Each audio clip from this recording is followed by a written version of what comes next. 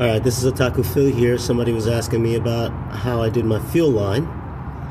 So, this is my fuel pump underneath the gas tank here. It's a little hard to see, but there's the pump. I have one wire that goes to the ECU and the other wire is just grounded to the body.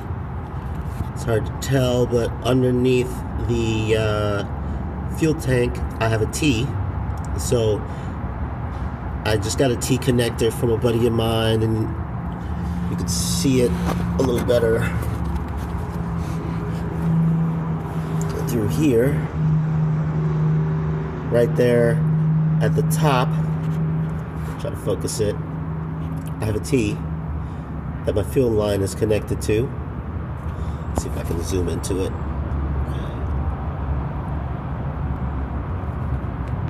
It's right there. There's my T. So how I have it is on the right hand side, the original fuel line is my return line, and on the left is my feed going to my fuel pump.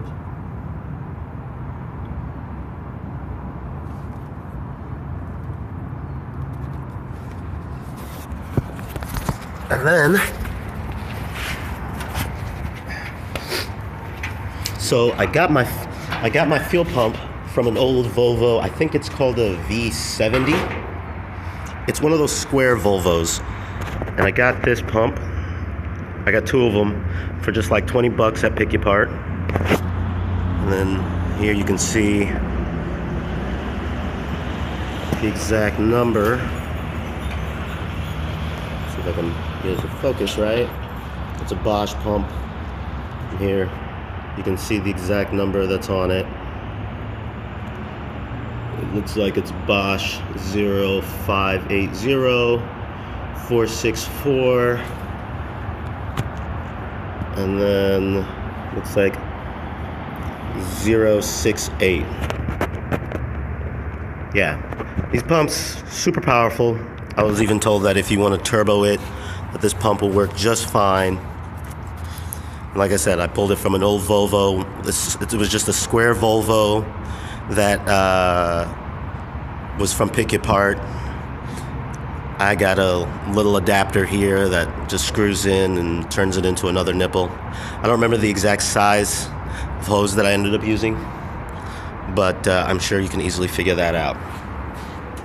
So, coming from the fuel pump, I decided to just go ahead and I went to, I think it was Pep Boys, and I bought this metal brake and fuel line. It's just right here. I don't know if you can see it. I don't know why it's such a pain in the butt to keep this thing in focus. You can see the lines right here. I just bought that and just bent it by hand and ran it from the front to the back as my feed line. This is all this right here. Real simple. And then we just, kind of bolted it on, ran that all the way from the front here.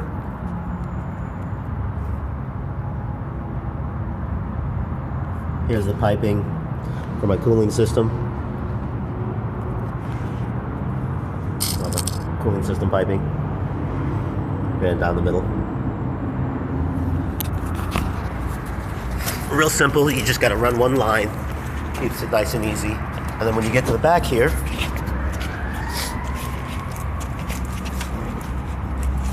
you only got two that you gotta worry about.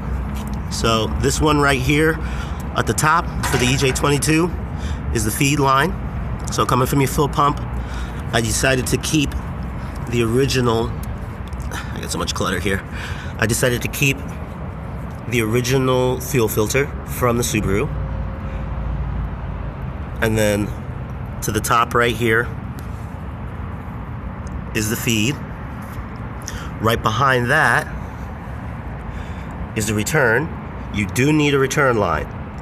It will not work without the return line. So I have the return line, which is the middle one. If you're looking at the front here, which is the middle one, I have that connected directly to the original Volkswagen fuel line. And because the fuel because it's low pressure, you can keep it on the original Beetle fuel line and it works perfectly.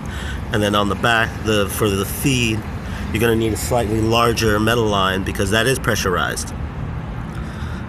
This third one, I don't even know what the hell this goes to. I think this is just like some sort of, it's not a vacuum line. I think it's just like a filter, like an emissions filter. But I have it disconnected and it hasn't caused me any problems.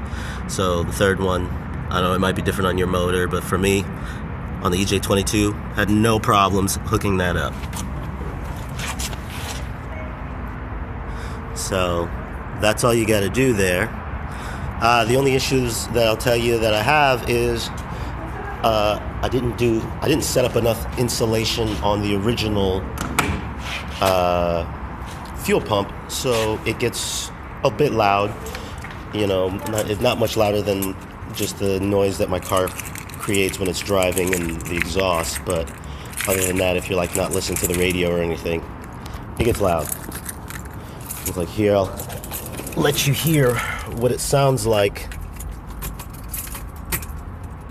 when you first turn it on. You can hear it because it's right here.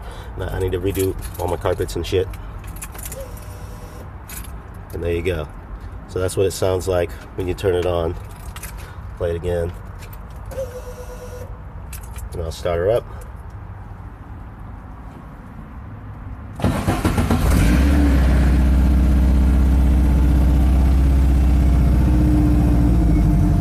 But you can hear what it sounds like.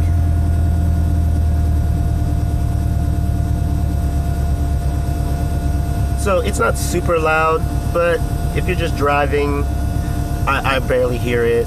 But you know, if you're trying to be quiet or whatever, it is a little annoying. Especially on the inside, you want less noise. I don't know if maybe having a carpet and some insulation will help, probably. But you definitely want to insulate it before you put it on, because we created a mount and mounted it and didn't even fucking create an insulation for it. Eventually I'll consider maybe moving it to the back. You know, it's not like a Beetle, it's very high pressure, so you can mount it to the back and you should be fine. Mounting it a little farther away from the freaking fuel pump. So yeah, you know, it runs great. It's got a lot of power. I was told that again, if you want to turbo it, you'll be fine.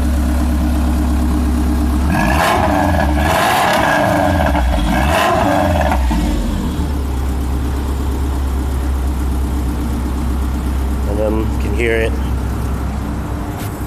while it's running from the front end.